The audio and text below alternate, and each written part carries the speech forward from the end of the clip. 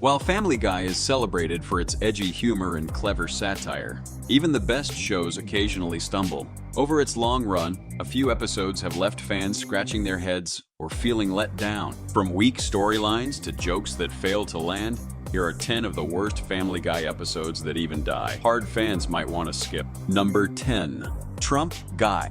Ridiculing U.S. presidents is a recurring theme in Family Guy, and Donald Trump is no exception. Gotta close this window.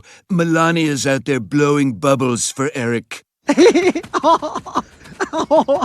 In this episode, Peter takes a job working for Trump in Washington, D.C., but their initially friendly relationship turns sour. No. No, President Trump, we are not. I quit. What? That's right. And you know what else? My days of being mean and insulting are over. From here on out, I'm going to be the nice, kind Peter Griffin. Unfortunately, the episode fails to bring anything new to the conversation, relying on tired jokes and lazy satire. Anyway, my point is, if Peter Griffin gets to be a jerk all the time, then why can't Donald Trump? Huh. That is not the dumbest thing you've ever said. So, are we square? The attempt to inject a political message at the end feels unearned and falls flat, making it a disappointing installment. You are cash poor.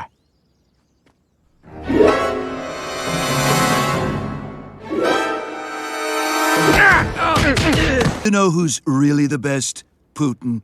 Putin's the best. Yes, he is. Putin is the best.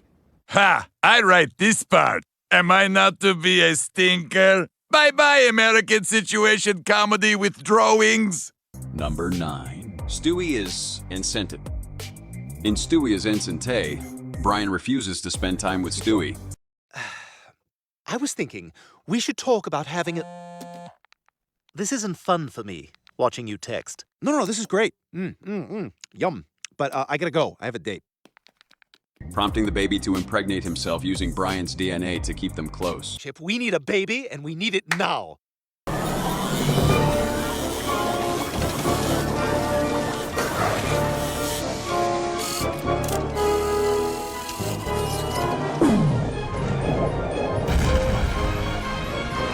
While Brian and Stewie's dynamic often drives some of the show's best moments, this plot ventures into bizarre and off-putting territory.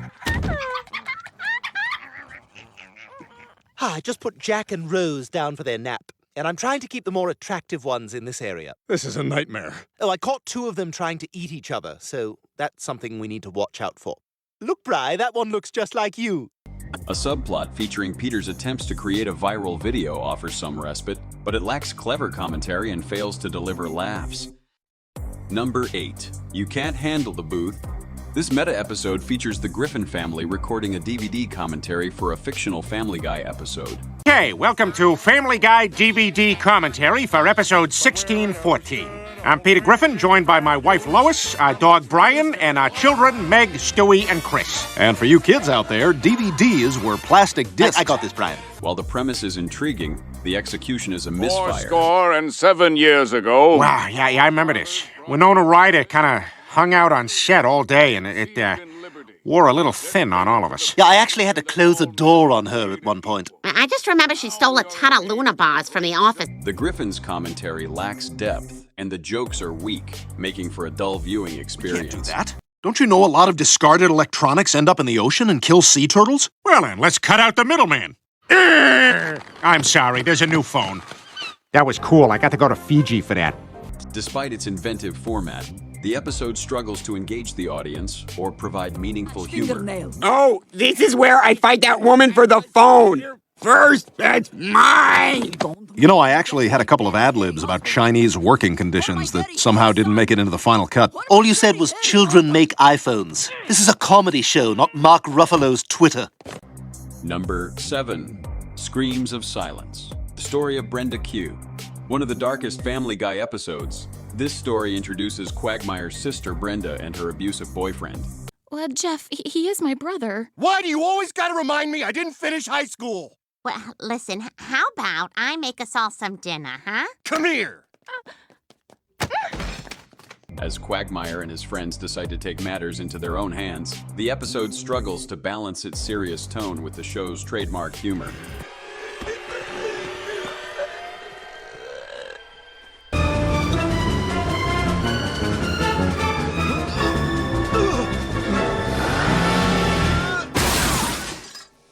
The result is a deeply uncomfortable and uneven installment that fails to address the heavy subject matter effectively.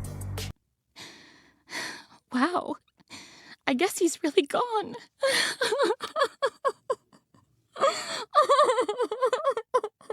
I kind of want to kill somebody else now. Oh, what? Number 6. Fresh Air. When Chris forms a bond with his wealthy grandfather, I have decided to change my will and name my grandson Chris the sole heir to the Pewterschmidt fortune. What? What? Peter grows jealous and devises a scheme to marry Chris for his inheritance. Chris Griffin, will you marry me? What? Is it even legal for a man to marry his son? It is in Vermont. As long as it's a man and a man, anything goes up there. While Peter is known for being flawed, this episode takes his character into irredeemably unlikable territory. Thank you. Chris? Stop the wedding! Lois, how did you find out about this? Peter, several people have called the police about a man marrying his son. It's not normal. Peter? Peter Griffin? Oh, God. The dark humor feels forced, and the plot fails to deliver any meaningful or funny moments, leaving fans disappointed. Number 5. Life of Brian. One of the most controversial episodes in Family Guy history. Life of Brian sees the beloved family dog killed off in a car accident. Ah, Brian! Oh, my God! Brian! Brian, can you hear me? Holy crap, what the hell happened? That guy sucked. The introduction of a new dog, Vinny, only amplifies the episode's unpopularity. Oh, boy, Vinny, hanging out with you has been the best. You want another beer? No. I'd love one. What? The first thing you said was... Oh, my God! You're like on another level, Vinny! Fans saw the move as a cheap ratings ploy, especially since Brian's death was quickly reversed a few episodes later. This installment left a sour taste and hurt the show's reputation. Number 4. Seahorse Seashell Party. In this hurricane-themed episode, Meg confronts her family about their mistreatment of her. I am sick of all you guys ganging up on me. You guys all think you're so much better than me. Oh, Meg, that is the least fancy thing I have ever heard. While the show attempts to tackle emotional and intense arguments, the lack of jokes and meaningful insight makes the episode exhausting to watch. To you. What if I started calling you a fat, zitty loser who has no friends and smells like an old woman who has birds for pets? Still drinking. Worse, it ends by allowing the abusive dynamic toward Meg to continue, rendering the confrontation pointless. Meg seems to think she's taken some kind of stand here that's going to make us all feel like we're inadequate. My God, you're condescending. Number 3.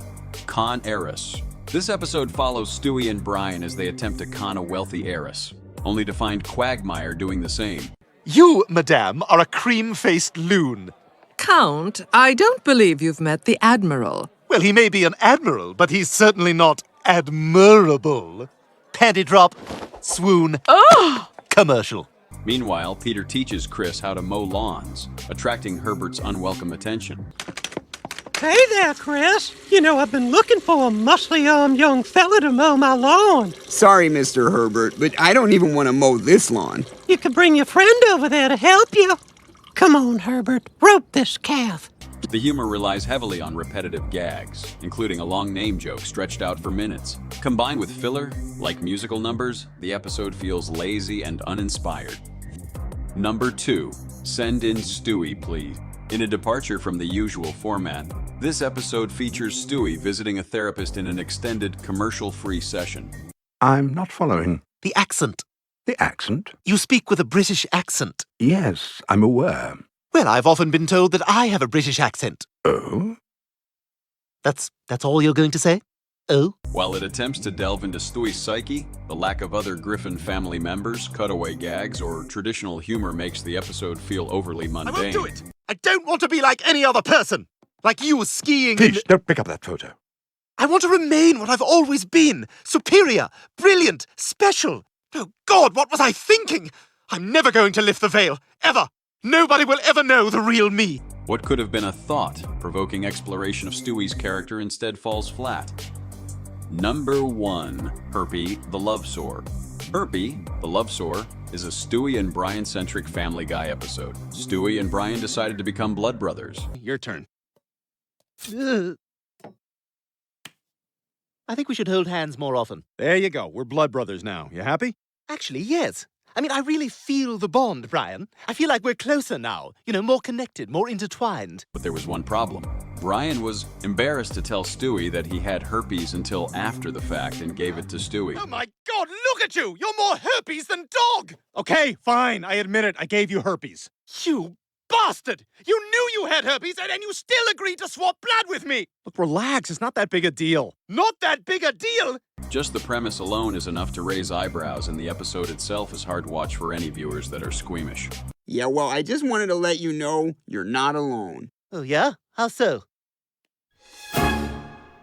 Good Lord, you've got herpes too? This house is like backstage at a Whitesnake concert. Clearly, the show wants that reaction, but it makes it an episode many people will have no interest in rewatching. Thanks for watching. Don't forget to like and subscribe to our channel for more Family Guy content.